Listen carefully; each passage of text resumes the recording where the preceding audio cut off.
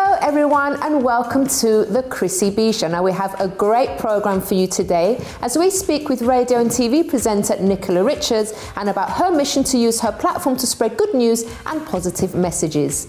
Along with that, we have Sally Walford on the show showing us how to declutter our cosmetics. We'll also be showing you our trip to TWID restaurant, which boasts live opera while you eat your meal. It was an absolutely amazing time, and as you'll see, the performers like to get quite involved in your evening.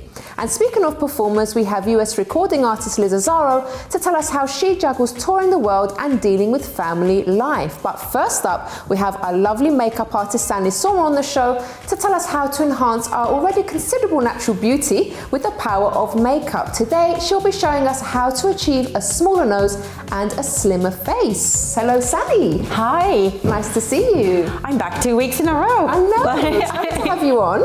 So we're going to kind of continue the same mini-series, I guess. Yes. So today we're going to talk about two things. We're going to talk about how to achieve bigger lips and then also how to achieve a slimmer face. Two things that a lot of women kind of want to do, and you don't need surgery or anything like that for it. So first, I'm actually going to show the lips on my hand. I know that these are not lips, but we're both already wearing lipstick. Slimmer face is going to be on you. Okay, cool. The first tip that I'm going to show you, actually already said last week, is about highlighting your Cupid's bow. So that is the easiest and the quickest way. I've got a little highlighter here, and if I was to do it on myself, I would literally just take some on my finger and run it on my Cupid's bow. It kind of, anything that's highlighted brings it forward. When you say Cupid's bow, you mean the whole, or just here? Just here. Okay. I'm not going to do it now because I'm wearing like a darker lipstick, but literally just there. Okay. And it kind of just brings it forward. This one is a lovely one. It has a little bit of a, I would say, a champagne-y undertone. Nice. It's Max Soft and Gentle. Also love the name. So let's pretend that we highlighted my Cupid's bow. Then, and this pencil is going to look really scary. This is a taupe color. And when I put it on, you're gonna go, that looks like an eyeliner. You're like, I don't want that near my lips. And often you will see people that have really dark liner around their lips, and it's very different from the lipstick. But there's a trick to this. So you line at the very edge of your own lip line, maybe like half a millimeter over it, but that's it, literally. But in order to get this to be wearable, what I'm gonna do is I'm going to put a much kind of more wearable shade right next to it. So as you can see, they're already blending in together, but I'm gonna smudge them together. So I take a lip brush or a Q-tip if you don't have a lip brush, and I just kind of smudge the lines together. Now, it creates kind of like, I hope you can see this on screen, like a darker shadow. And that darker shadow then lines your lips, but it's not a definitive line at all. It looks more natural. It looks more natural, and because it's a skin tone, it actually does make it's darker than most skin tones, it does make your lips look ever so slightly bigger. This does require practice. It is a makeup artist trip, so don't do it like just before leaving the house. And then in order to keep your lips as big as possible, it's usually nice to go for a light color. So I'm gonna go for something that's matching this. For example, my lips today, they won't look as big as possible because I'm wearing kind of like a darker red. So this is not making them like, it's making them pop. But if I wanted to make my mouth look bigger, this isn't doing it. It's making it brighter and happier. So I am just going to choose, out of millions of lipsticks, we're just gonna choose quite a light peachy tone. And then I would, again, using my pretend lips, I am just filling them in.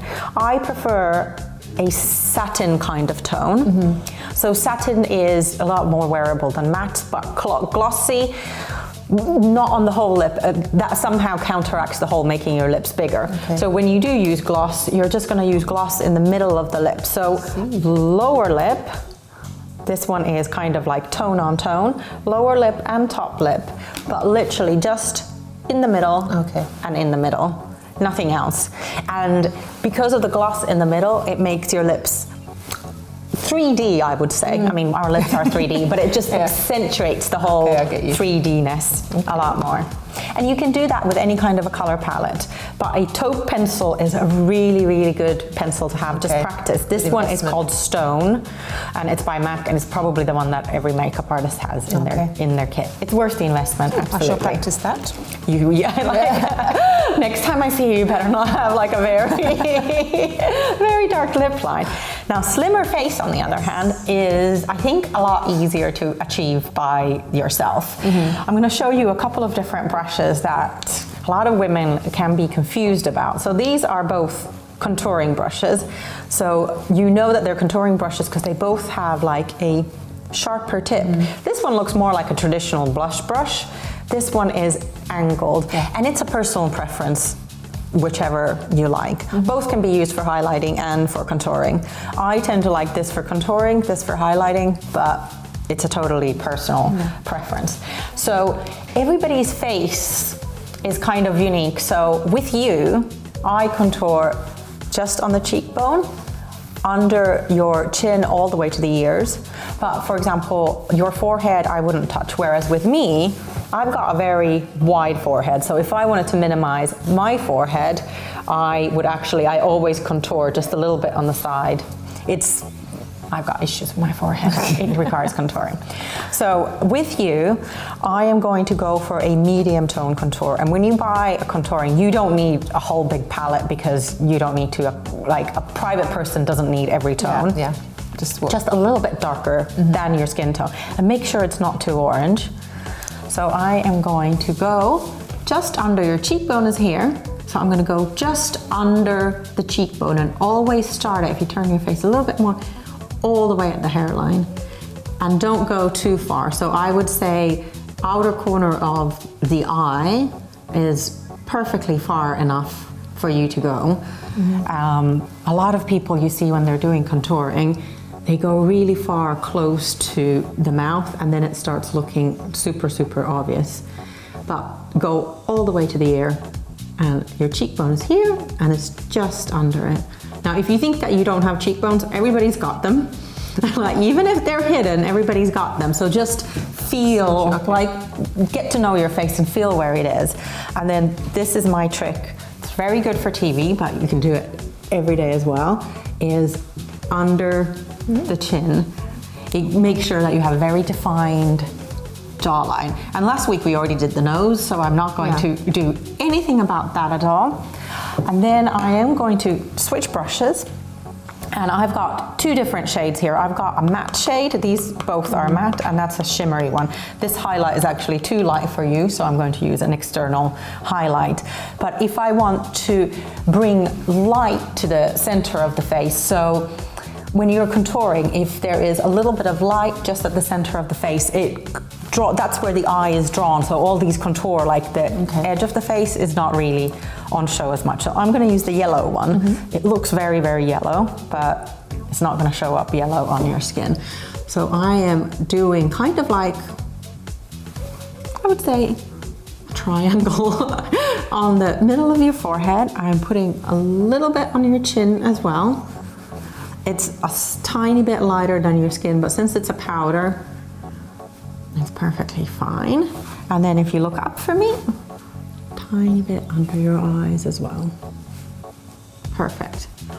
Now to continue this, so this was a matte powder, and to continue it, this is like one of my, it's a fun brush. Fan brushes are really, really fun. A lot of people are scared of these as well, but they are absolutely wonderful for blush, and they're also wonderful for highlighter. If you're doing blush with this one, you just sweep it like that and you get this faintest, loveliest little bit of blush. And for highlight, I am going to go tops of your cheekbones. So your contour was down here. Highlight always goes onto the high points of the face. A little bit on top of your brow, on your face, not under. And we did this last week as well, just on the bridge of your nose. And then if you want to do a little bit of contour, reverse contouring, you can always put a tiny bit of highlight just on the jawline here, You don't see it very much, but the light catches it, and again, it kind of works with the under the chin contour. Lovely. And now all of a sudden, magically, you've lost 5 pounds. Thank you.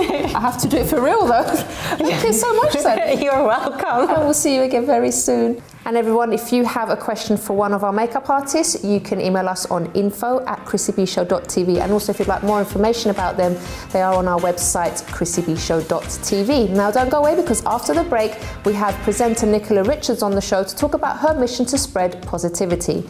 We'll also have Sally Walford on to talk about decluttering that cosmetics cabinet and showing you our trip to TWID restaurant. So stay tuned. But just before that, let's take a look at this MHD video we've been sent in from Tati from Kilburn. Enjoy.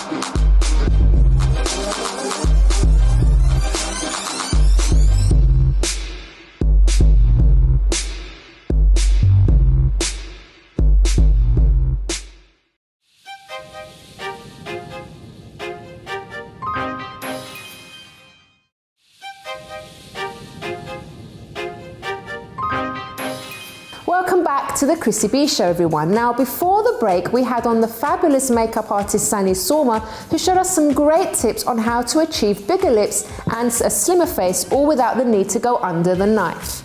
And coming up on the show, we've got Sally Walford, declutter expert, who'll be showing us how to clear up all those loose cosmetics that may be cluttering up your room or bathroom. And radio presenter Nicola Richards will be telling us how she tries to spread positivity in her work. Alongside this, I'll be giving you some tips on how to get ready faster in the mornings. But now, let's take a visit to TWID restaurant and the very operatic experience they offer.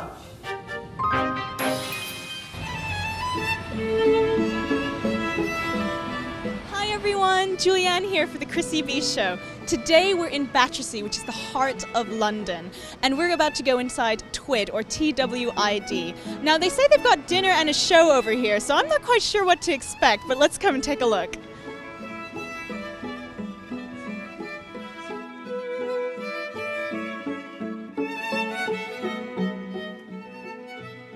I'm in a booth at this restaurant. Already I know this place is just a great first date place. It is so romantic. The setting is just candlelit and beautiful. You can just tell that if you wanted to sweep anyone off their feet, they would definitely get swept off their feet over here. Guarda lassù, parla piano e nessuno sentirà. Don't choke over it. Io so mi pare io e te. Nessuno sa la verità. I'm here with Adele Bates, who is one of the incredible opera singers here at TWID. So Adele, what brought you to this place? Like most jobs with singers, a singer knows a singer who knows a singer. Somebody had seen me sing and particularly enjoyed my interactive performance that I give when I sing to people and invited me over to come and sing here. The performance here is really an interactive performance of opera. So just me, myself and all the kind of decor that you see around here, we create the entire opera house essentially over your dinner.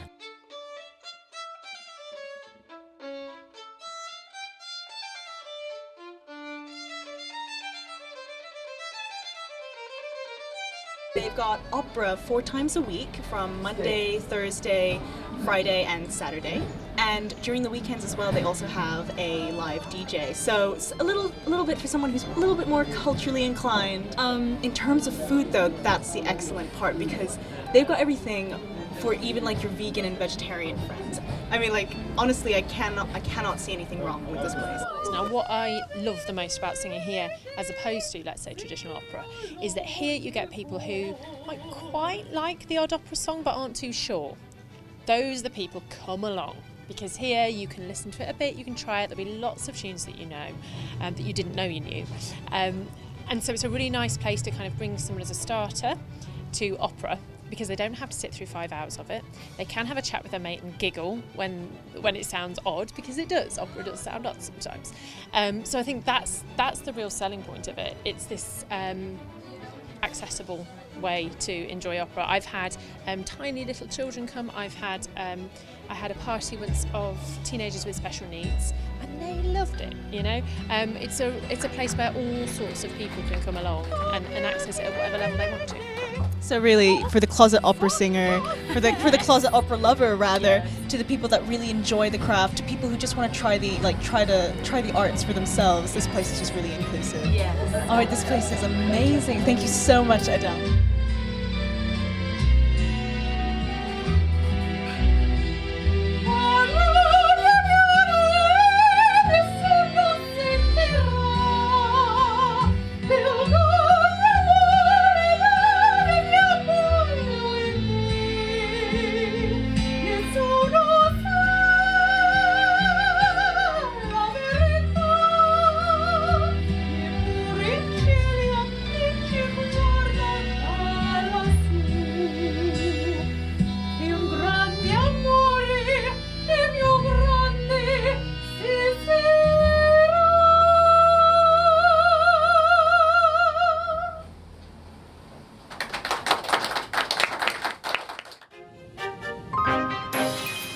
Thank you very much to everyone at TWID there. And next up we have some exercises from our fitness instructor, Natalia Katoska. Hey guys, it's again me, Natalia, and Katie with Nut. I would like to present you today the exercise for your core. So upper body strength, abdominals, obliques. So our position is sitting position. So it's all for the home base exercises. So the carpet, mat, whatever you have around you will be perfect. You're just lying. Make sure there is a 90 degree between your knees, your heels, and your hips. You're lying in between the floor and between your knees, so 45 degree. Now we're gonna do the exercise called the Russian twist. You want to lift your heels off the floor. You can have your feet together. That's more advanced version. You can have your feet cross, and you're going to move from one side to the other side. Now, in order to make it right, try to spot. So try to find one spot in front of you that you will keep looking at. So you're making sure that your torso go all the way to the side. You can pick something. You can take a bottle of water or 5 kg, whatever is around you, whatever you want to pick, or you can go just from one side without anything to the other side. You're moving 1, 2, 1, 2, and you're going as fast as possible. You can increase that with the weight on, bottle of water. Sometimes I take 5 liters of water and I move from one side to another side. That's the Russian twist. Now you make sure your chest is nice and open, you're looking forward, you're breathing in and out while you're doing exercise. Never stop breathing, because that's the worst thing that you can do. Your muscles need a food, and the air is the food. So you move from one side to another and you go. Again, you count to 12, 15, 18, 20, you do 3, 5, 7 sets, however you would like. As many as possible, you go as fast as possible, and you move. You pick something, you pick, or you just move and touch the floor from one side to another side.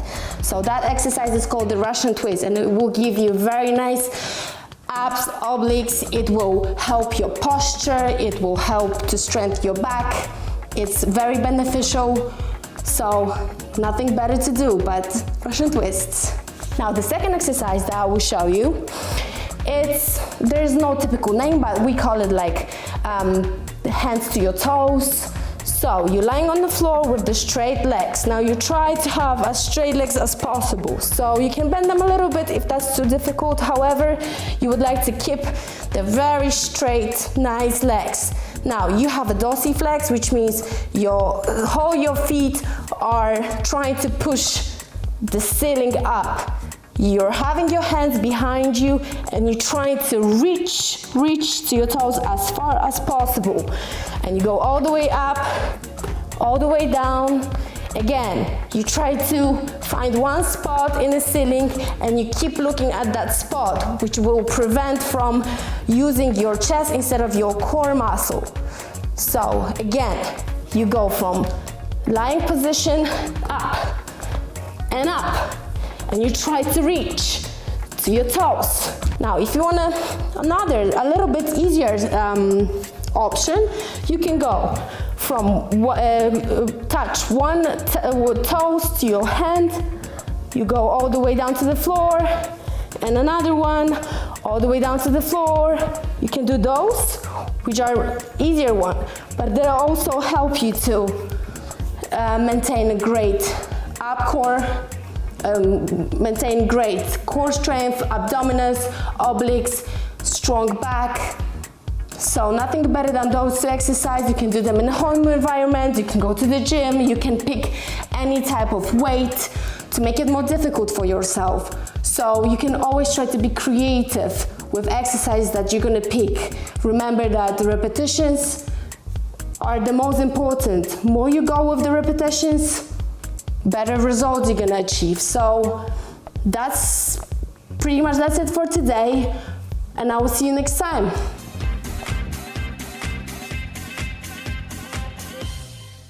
Thank you very much to Natalia. Now, to show you that it's possible to travel the world living your dreams as a musician and juggle family life, here's US recording artist Liz Asaro to tell us how she does it.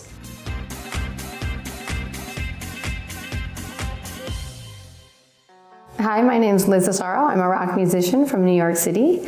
I'm going to be performing my new single, 1,000 Years, for you shortly, but first I'm going to answer a few questions about myself and my journey. I've always loved music, and if you asked me what my dream was, it would be to be a rock singer. And I had the opportunity. I loved my kid's guitar teacher, and he told me about these rock band classes, and I started playing in rock bands, and I immediately jumped on it and then just kept going and kept meeting people and kept pushing it through.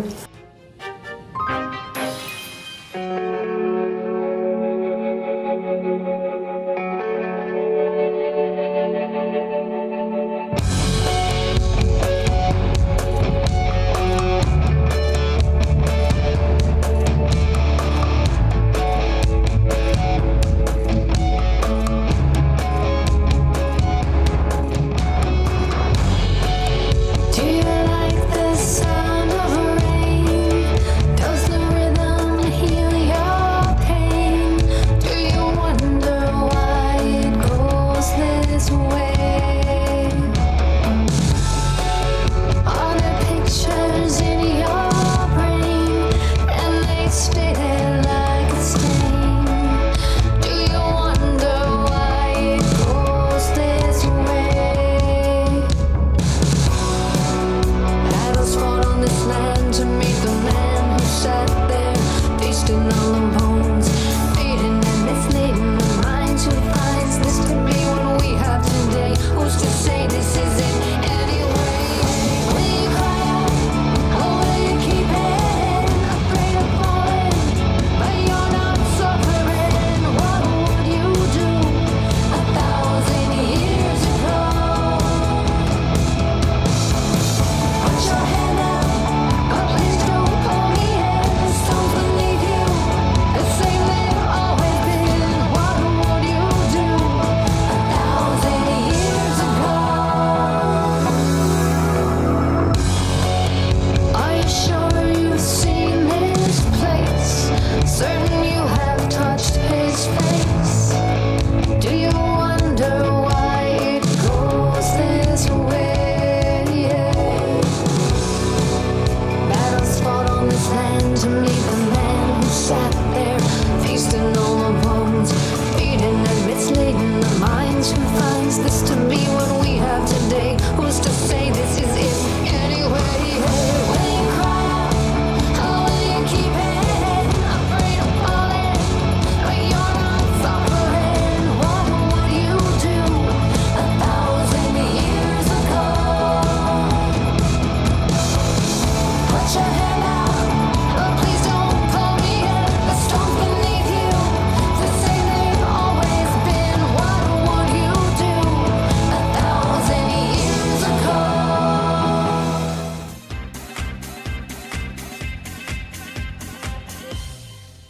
Thank you very much to Liz. Now don't go away, because after the break we'll be chatting with Nicola Richards and I'll be giving you some tips on how to get ready faster in the mornings. But first, how many more online views does negative news receive when compared to positive news? Is it A, 12%, B, 43% or C, 63%? Do you think you know the answer? See if you're right after this break.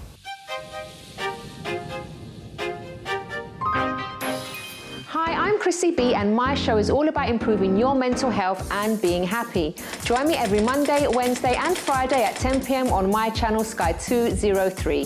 Visit chrissybshow.tv for more information and subscribe to our YouTube channel Chrissy B Show. You can also follow us on Twitter and Instagram at Chrissy B Show and on our Facebook page, The Chrissy B Show.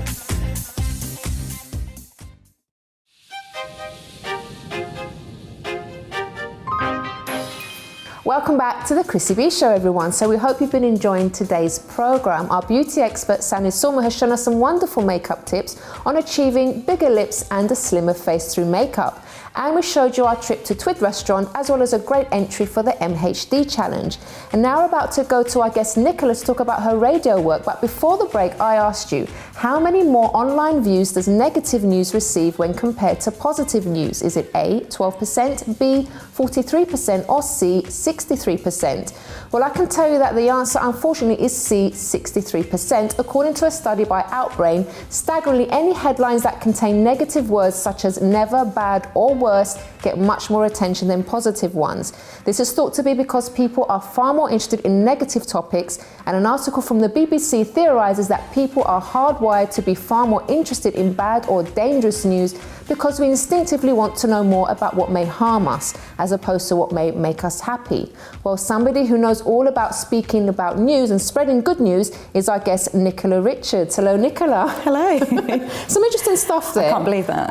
For me though, personally, I actually prefer to hear good news. Yeah. And I don't know if it's just because it's kind of been it's been shoved in our face so much, the negative stuff, that people are just so used to hearing it. So that's why they kind of seem to prefer on the outside to... I have a big thing about the news, because I try and keep up with it. I want to know what's going on. But I've always been much more of I'd like to see a few more positive stories, good things that are going on. Okay. And I think a lot of people do want to see that. I know. There are those people. Of course. I'm not the only one. And I've got someone here with me as well that agrees. Yeah. So Nicola, tell us all about yourself. Were you always a positive person growing up as well? I've always had quite positive temperament.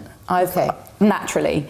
I think through all the sort of jobs that I've done, I've worked abroad since I was 17, or worked in the media. Okay. So I've sort of had those two throughout my career so far. Yeah. Okay. But I've always tried to keep an upbeat. I'm very aware of how my attitude affects other people, so I've always been quite aware of that. Okay. And would prefer to put a positive atmosphere out. Would you say that was due to your upbringing as well, though? Was it something that you think just naturally? I think some of it is natural. I do think it does have a lot to do with my upbringing as well. My parents, well, my mum particularly is quite a positive person naturally. Yeah. But my dad's a bit more sort of get on with it and you know, don't dwell too much on things, and so it's kind of a bit of a balance between the both of them, I think. Oh, so yeah, it was nice for you to have that growing up. Yeah, yeah. And also, I suppose they were the sort of parents that said, I had these crazy ideas of things that I wanted to do when I was growing up. They're like, just do it, try it. Oh, don't worry lovely. if it doesn't work out, but just sort of go for it. Okay. So let us know about your career. What kind of things have you done? And so currently I work on cruise ships. I organise the entertainment and host activities and things. Nice. But I've worked in radio before. That's presenting the travel news, bit of presenting on radio. Yeah. So that's been but I wanted to create sort of a platform that wasn't there already with the positivity. Okay. And you have your blog as well. Can you tell us about that? I have my blog. Yeah. So I started that when I was working in radio, and I saw a little gap there that there wasn't much positivity or sort of encouragement when I started in radio. It always seemed to be like a door closing rather than opening. So I thought if I started a blog about my experiences, what I was actually going through, and giving tips to people of how I got through it, it might help people. Yeah. I was a bit nervous about starting it there, if I'm completely honest. How long have you been doing it? About 2 years. Okay. And what's the response been like? Has it been? It's been amazing. When I first started, I thought, I don't know if I should. You know, you always have that thing in your mind when you think, I don't know whether I should put it out there. I was a bit worried about what people would say, if I'm quite honest. But one of my friends just said, just put it up and see what happens. And I had a great response, and it's sort of grown, and I've got a few jobs out of it, and went to speak in America about positivity in radio and voiceover. Yeah. So it's been quite amazing, actually. You don't quite know when you first put something out how people are going to respond to it. But it's quite interesting. I'm glad you said that, you know, you were a bit worried about what people would say and what would they think, because I think that goes through a lot of people's minds. They have a great idea to do something, but it's always like, oh my God, if it doesn't work, or, you know, what's that's the biggest thing. And it's like, but that stops them. But like I said, you had a good friend there, you know, saying, just do it anyway, just see how it goes. You can only try, but look at the things, the opportunities that it's opened up for you, how many people you've been able to help as well. Well, that's it as well, and it's so nice. Like sometimes on Instagram I'll put something up and I've got people that will message me and say that you don't even realise they're watching what you're doing, and they'll say something like, oh, I saw your post just at the right time, I needed to see it to apply for a job or go for an audition, and then it spurs you on to do the next thing. You're like, what can I do next to... Would you say that's what you love the most about doing the blog, I suppose, when you get those comments back? And I think so. And when you see people in person, like this job I got in the States, when I actually met these people in person, it sort of validates what you're doing.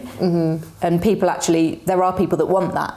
Yeah. Because sometimes that's another thing. You think people just want to see the bad news or the negativity, but people want something that's uplifting, that they can, you know, push forward in their own life, maybe. That's right. I mean, you were saying earlier as well that when obviously the news that we shoved in our face all day, like every day, negative news that we get, you've got your own strategy. You just sort of want to know what's going on, but you don't sort of keep watching or listening to it. Because I noticed when I was working in London, I was reading the paper on the way to work, I was watching the news when I got to work, and noticed I started to take some of it on almost, and started to think, well, maybe things are a bit bad and dark, and there's things going on. I'm very aware of what's going on, but also at the same time, I've tried and counteract it with a different platform, some good news, or tips. Because it's out there, isn't it? It's there. It's there. It's like, it just doesn't get reported about very much. Yeah, so I just thought it's an opportunity to get it on a platform and try and get it out a little bit further. Definitely. Yeah. So Nicola, can you give us maybe some of your top tips on maybe,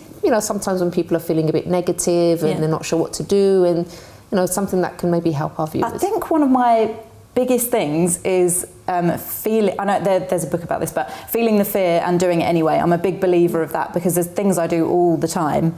But I think people just sometimes maybe see I'm trying to be honest on my social media as well about what I'm doing. Because I'll do things, but I want people to be aware that I'm not terrified at the same time. Yeah, okay. It's like pushing for, and not worrying about what the end result is going to be. Because I think when I put the blogs out I was thinking, what if people don't like it, then I'll get a bad name on social media.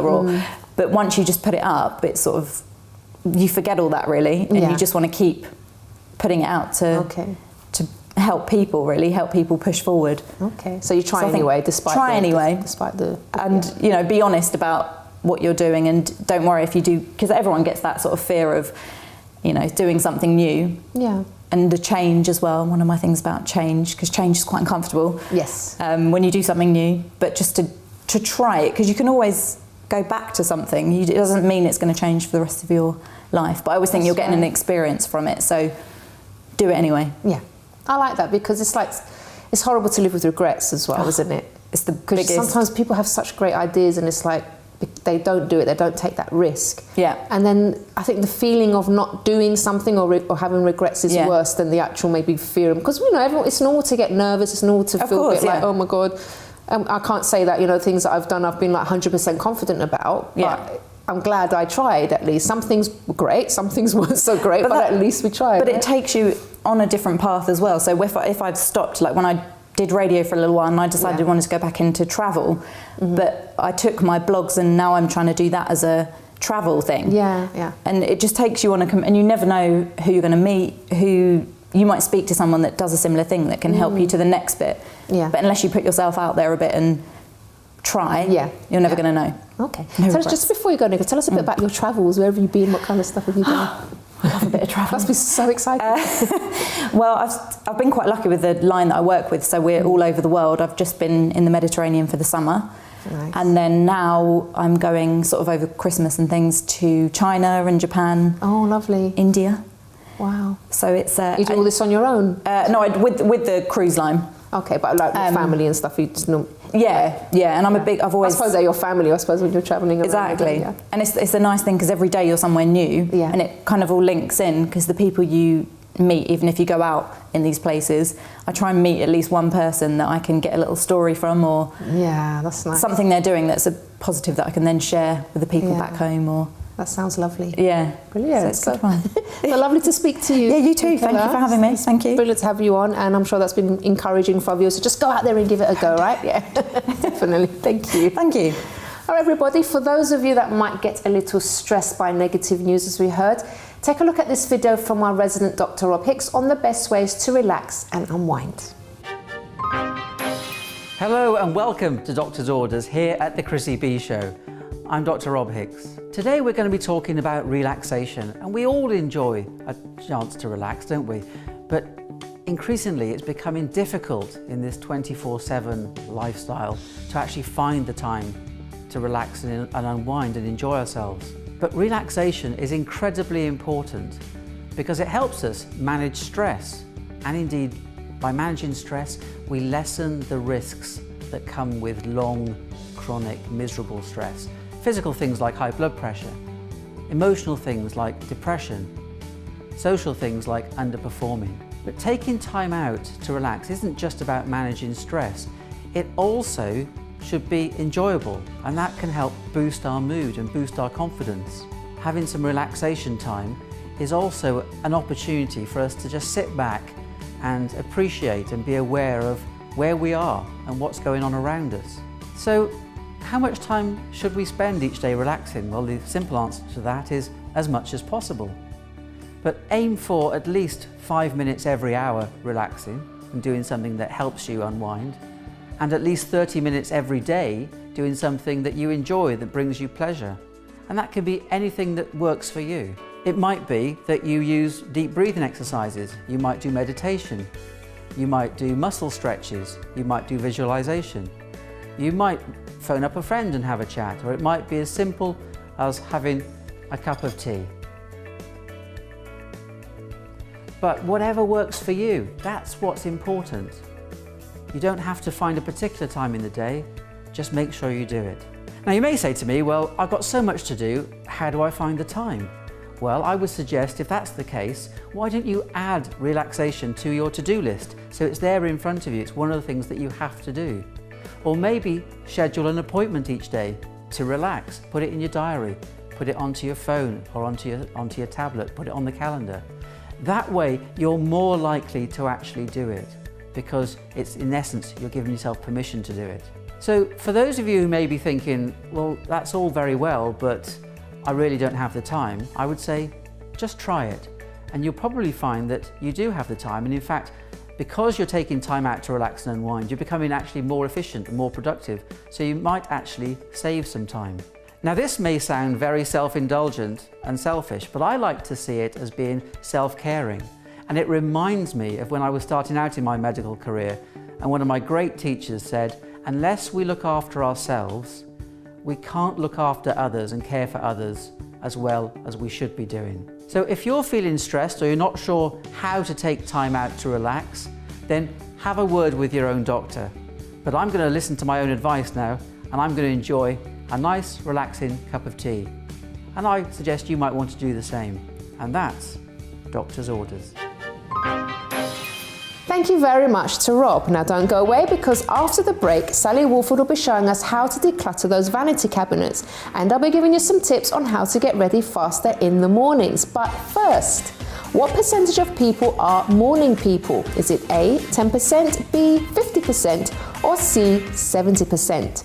Find out the answer right after this break.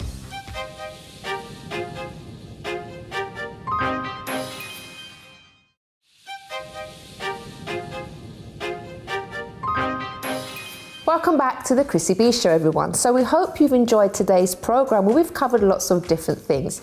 Beauty expert Sanni Sorma was on to give us her top tips on how to achieve bigger lips and a slimmer face. We showed you our trip to the operatic TWID restaurant, and radio presenter Nicola Richards came on to tell us about her work in spreading good news. And now let's give a warm welcome to declutter expert Sally Walford, who'll be giving us her tips on how to declutter cosmetics. Hello, Sally. Hi, Chrissy. How are you? Good. It's lovely to have you back on. Thank you very much. Great to be here. So I am a decluttering fan.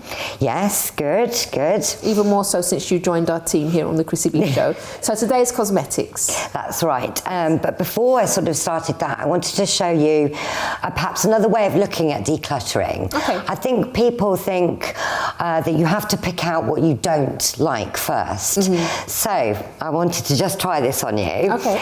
If I show you all of these colours here, yeah.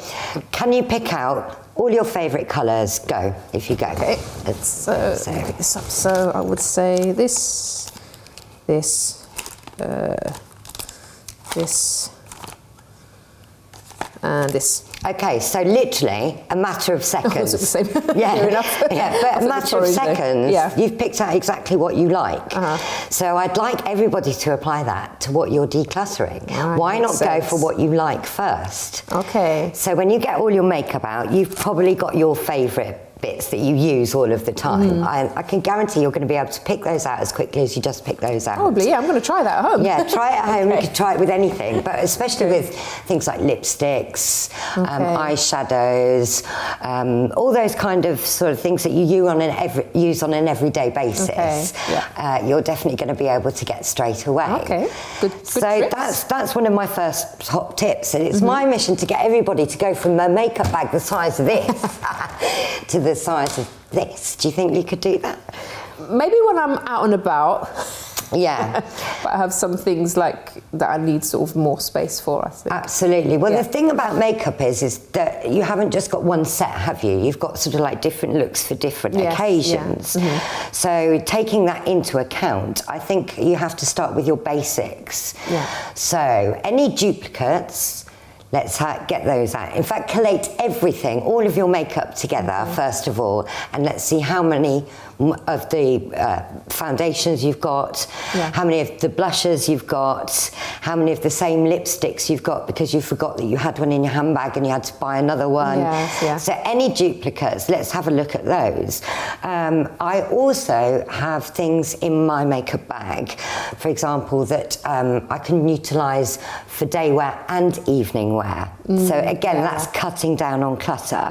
Perhaps, you know, you add a little bit more eyeliner of the evening, but that doesn't mean that you're not wearing that during the day. So it's sort of like you've got a multi-use for something. Yeah. Okay. So I would suggest we start there.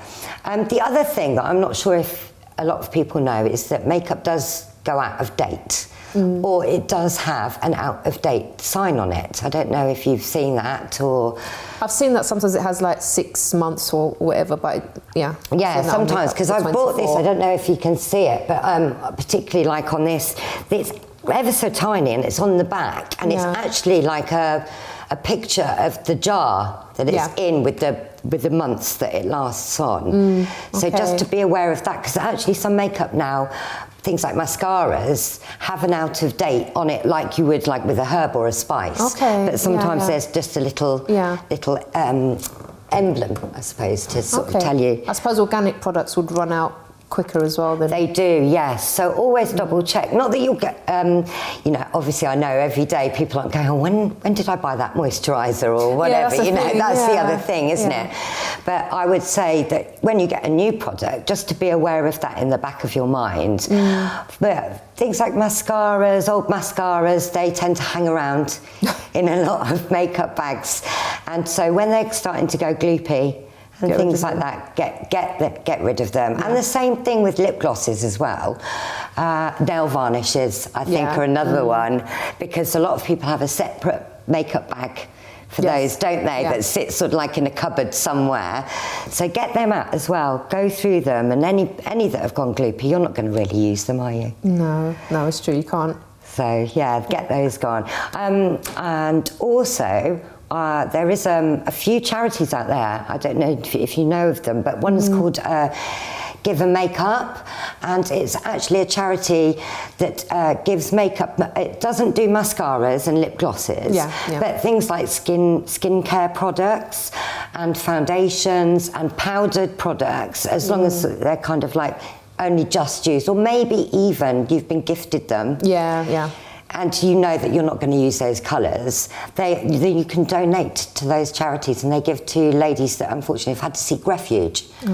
So that's a good idea, isn't it? It actually gives you a good reason to go through everything that you have and see what you don't need. Yeah, absolutely. Because I obviously would sooner that you give and donate rather than just chuck, because I think there's also that feeling of, you know, when you have amazing makeup products, if you've got sort of like a bit of an addiction to that, then it means that you're not being wasteful. That's it. That you can actually give it to somebody that's really going to use it. Excellent point. Sally, thank you so much. You're so welcome. Thanks for having me. You'll be proud of me. I've only got one mascara now. I had 3. Yes. Yay. So I'm getting there. I'm getting better and better each time. Great. Thanks, Chrissy. Thanks a lot. We'll see you again soon for more decluttering tips. Thank you. Now, before we get on to my tips, before the break, I asked you what percentage of adults are morning people or people that prefer to rise earlier. Was it A, 10%, B, 50%, or C, 70%? Well, I can tell you that according to an article by the Daily Mail, it is actually just 10%. So that's right, apparently only a small selection of adults are actually cut out for getting up early in the morning. However, the same study says that most people actually transition into morning people as they get older, and that only 10% of those over the age of 60 actually consider themselves to be night owls. Now, for those of you that don't exactly consider yourselves morning people, to help you out, it's time for some tips on how to get ready faster in the morning. And these are according to Business Insider UK.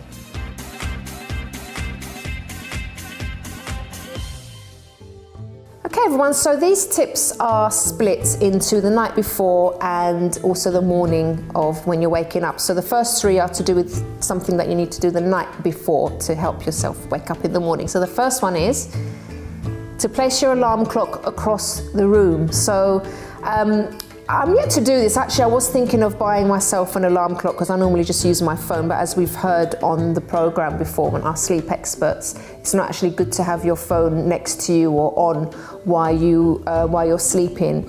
I did buy myself an alarm clock once, but it was really noisy, the ticking, so I have to get another one. But it is quite a good idea if you've got it across the room and it's going off. But once you get up and turn it off and everything like that, it kind of decreases the temptation for you to go back to sleep. And something else the actual website is saying is to leave your keys, your wallet, your things like that, your sunglasses, and your phone may be in the same place as your alarm clock, so you don't want to waste time in the morning trying to find all your essentials.